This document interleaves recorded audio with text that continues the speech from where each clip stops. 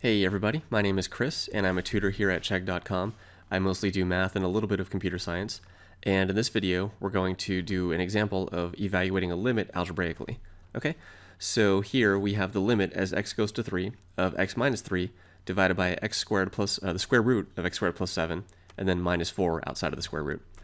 So when we evaluate limits algebraically, there are actually many different things that we could try. The first thing we should always try is direct substitution. And what that means is we just directly put this value of x into the expression here and see what we get. Well, if we do that in this case, we're going to get 3 minus 3 divided by, on the bottom we have 3 squared is 9, 9 plus 7 is 16, the square root of 16 is 4, so we have 3 minus 3 over 4 minus 4, which is 0 over 0. And 0 over 0 is bad, so that makes a sad face. But it's also not too bad, because what that actually means is there are other techniques that we can try. And 0 over 0 usually means that something can be factored. Now, it might not always be obvious what to factor, or it might not even be possible with the current setup, or with the way the expression is currently formed. So what we could do is try algebraic manipulations, or we could also use L'Hopital's rule, which is, we're not going to want to use L'Hopital's rule in this video. Even though this meets all the criteria to use L'Hopital's rule, we would have to take the derivative of this and the derivative of this, and I don't know about you guys, but I really don't want to take the derivative of that. So let's go ahead and do some algebraic manipulations. And the idea with the algebraic manipulations is to multiply the top and the bottom by the conjugate of the thing that has the radical in it. Okay, so the radical could appear in the bottom or the top, so we just want to multiply the top and the bottom by the conjugate of the radical expression. So that's going to be square root of x squared plus 7 and then plus 4, because here we have a minus 4, so our conjugate is going to have a plus 4.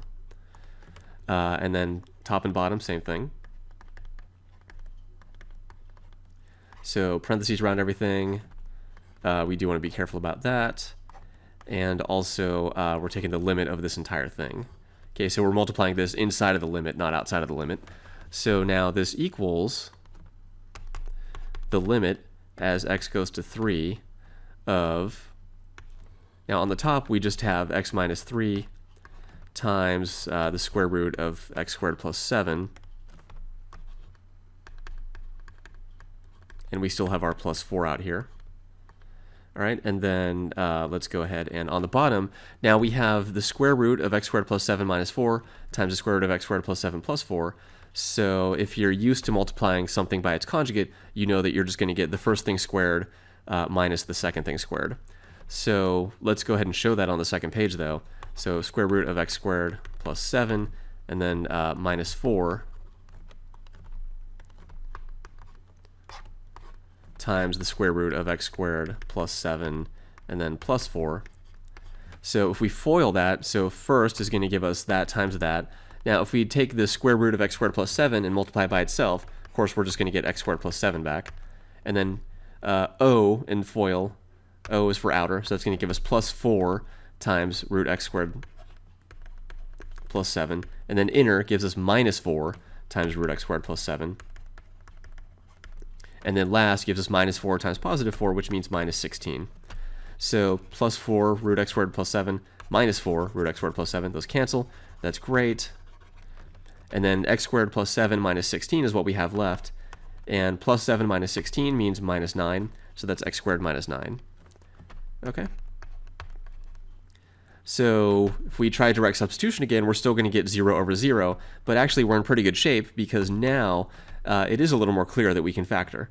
So limit as x goes to 3 of, now on the top we're still going to have the same thing, but on the bottom, so we still have x squared plus 7 inside of the square root and then plus 4, and on the bottom now we're going to factor x minus 3 times x plus 3. Okay, so this is a difference of squares, x squared minus 9, and we can factor that into x minus 3 times x plus 3. Well, hey, we have a common factor of x minus 3 that we can cancel now, so this is actually going to equal the limit as x goes to 3 of square root of x squared plus 7 and then plus 4 all divided by x plus 3. And now we can do direct substitution, and when we do that, what we're going to get is here 3 squared is 9. 9 plus 7 is 16. So we have root 16 plus 4 over 3 plus 3. Well, root 16 is 4. 4 plus 4 is 8. So we have 8 over 6, which we can simplify to 4 over 3. Okay, so 4/3 is our final answer. So this has been an example of evaluating a limit using algebraic techniques, and in this case specifically some algebraic manipulations, so that we can get this expression into a form where it's more clear that we can factor. And then after we factored, we canceled something, and then we ended up with something that we can just do direct substitution on. And I hope you found this video helpful, and thank you for watching.